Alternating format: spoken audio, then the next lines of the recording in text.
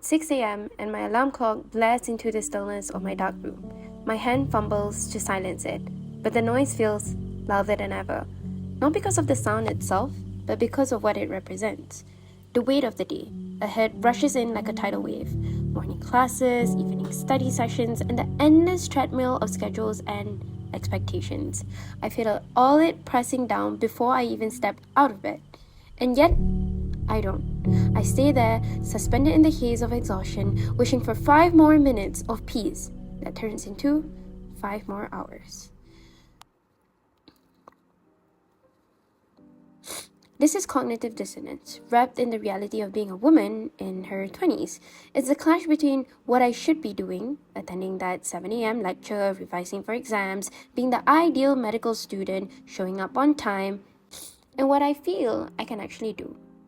I pull the covers instead, tighter around me, and the guilt creeps in.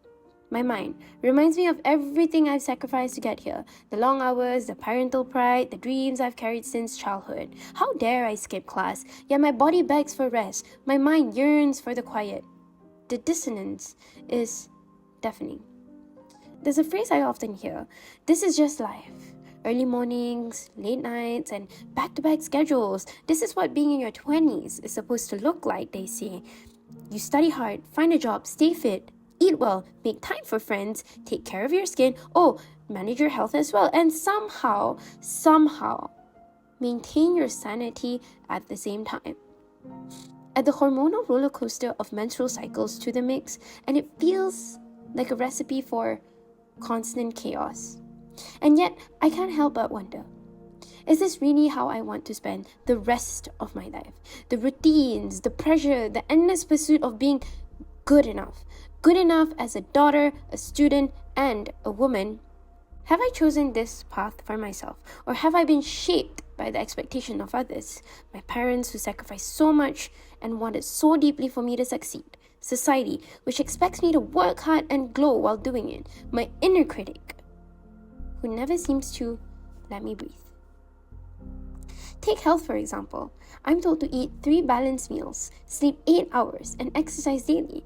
But how do I manage that when I'm on hospital rotations from Monday to Saturday, rushing to squeeze in time for assignments, friendships, and moments of rest? And yet there's that guilt again. I feel it every time I choose to sleep an extra hour instead of going for a morning run, or when I grab a quick snack instead of a balanced meal.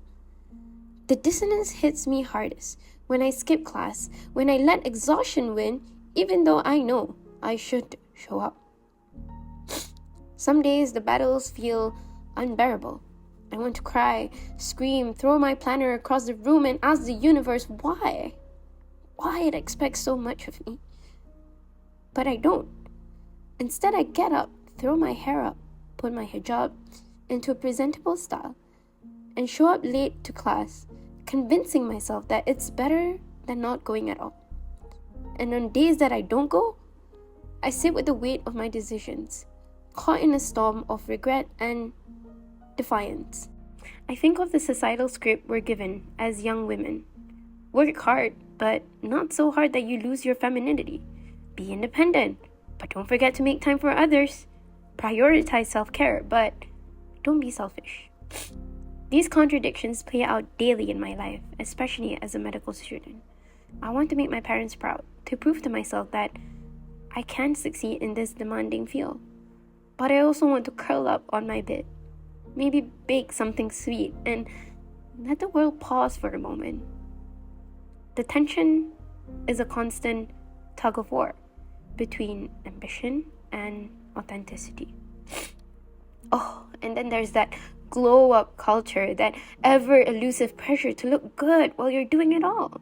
Glowing skin, toned body, effortless confidence, it's all part of the package, isn't it? I feel it when I glance at my reflection after long days.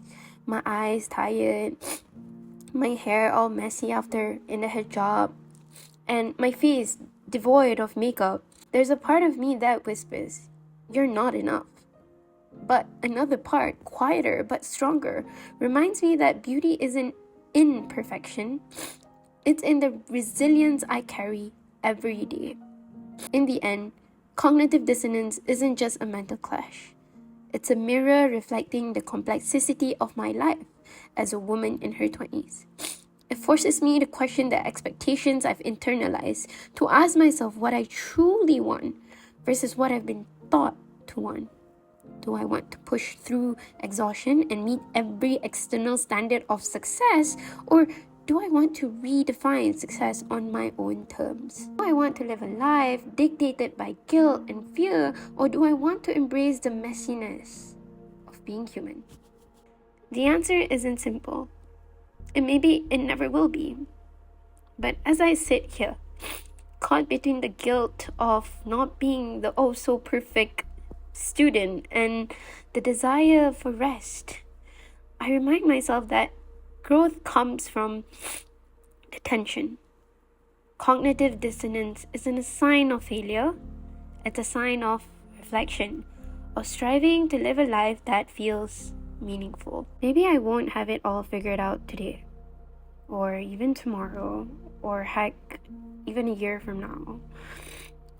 But I do know one thing, that being in your 20s is about learning to navigate the tug of war, the tension. It's about letting myself feel the pull without letting it break me. It's about showing up for myself in all my flawed, beautiful humanity. And maybe, just maybe, that's what success really looks like.